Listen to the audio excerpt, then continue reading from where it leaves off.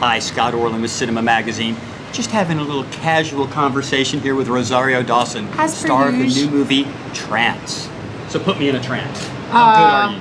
How good are you doing this? You're seeing circles. No. Oh my God, I see circles. But in the movie, you play a psychotherapist. Is that what it's called? A hypnotherapist. Just to explain to people, I mean, how relevant is that? People think it's all like psycho and all this other kind of stuff, but there really is a legitimacy to this, right? Yeah, absolutely. It's not magic, you know, it's not parlor tricks or anything like that. I think sometimes that's how we kind of get caught up in sort of the idea of it and sort of the entertainment side of it. But people go to get, you know, very serious issues in their life dealt with, you know, from fears and, you know, major phobias to, you know, wanting to quit smoking. And I know multiple people who have gone to hypnotherapists and had some really great and very positive reactions. And I think it's really about, there isn't any real magic to it. It's about what you're telling yourself, what you're believing and what you're motivated towards. And someone helps to guide you through a sort of story that you can keep in a loop on your head and motivate you to go, you know what, I don't want this. Would you make a good hypnotherapist? Is there something inherent in Rosario that would lend itself? I think so. You know, I mean, in my research I found out that Florence Henderson, Mrs. Brady, is a hypnotherapist, and she married this man, John Kappas, who has an institute up in Encino, and that, you know, it takes a lot of, you know, storytelling, you know, and so I think actors have a proclivity a little bit towards it. You know, it takes a lot of confidence to kind of say to someone, I can guide you through to your subconscious and help you to bring up something that can be relevant and helpful. You know, there's a lot of confidence that's necessary and a lot of charisma that's necessary for it, and I feel like I see that a lot in actors. And, you know, just to say I'm going to be a storyteller for a living, to do that for a living is an interesting thing, and that's a lot of what hypnotherapists do and are.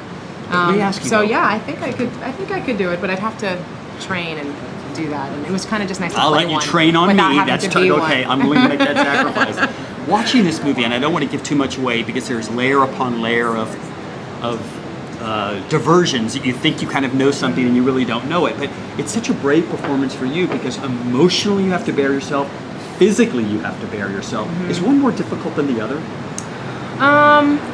It depends on the day.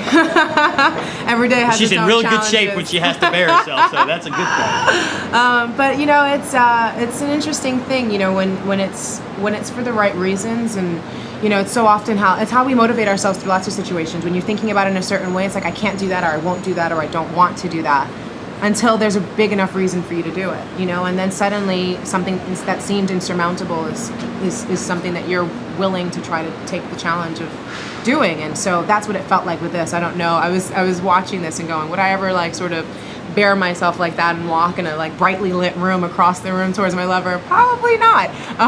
But you know, I think in something like this, it made so much sense in the context, and suddenly you realize how important it is to frame things. And I think sometimes I forget that a little bit. In my own personal life, how much context works towards stuff. So, but this is all related to art, so it all kind of feeds in. No, it definitely, everything all worked with each other, and I think that's the hard part about being alive in real life, which is very different in film, where you can see a beginning, middle, and end, and make choices within it that really suit it.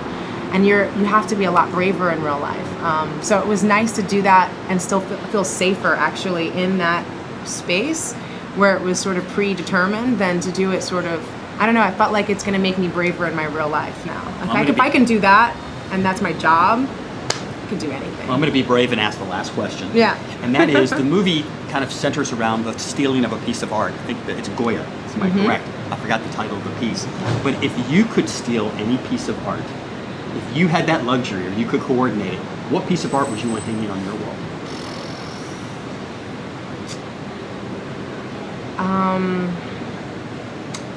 I really love The Kiss, but I have to say it would probably be a sculpture of Rodin's. Really? Okay. I prefer, I love art, and I got a larger, you know, I appreciated it more working on this film, but I think sculpture has always been something that's really mystified me.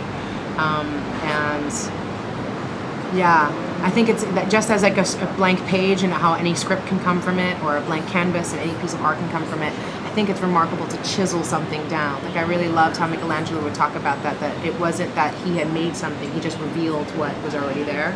And that process, I think, is just really quite beautiful, to work with something so cold and rigid and make it feel warm and accessible. That really thrills me. So that would be amazing to have. If you happen a to read in the sculpture paper garden. that a piece of Rodin was stolen, Shh. You know who did it. Rosario, thank you so Thank you. much. What a pleasure to see you. Really, really interesting movie. Thank you so much for sharing. Awesome. And this is Thank Scott you. Orlin. Until next time.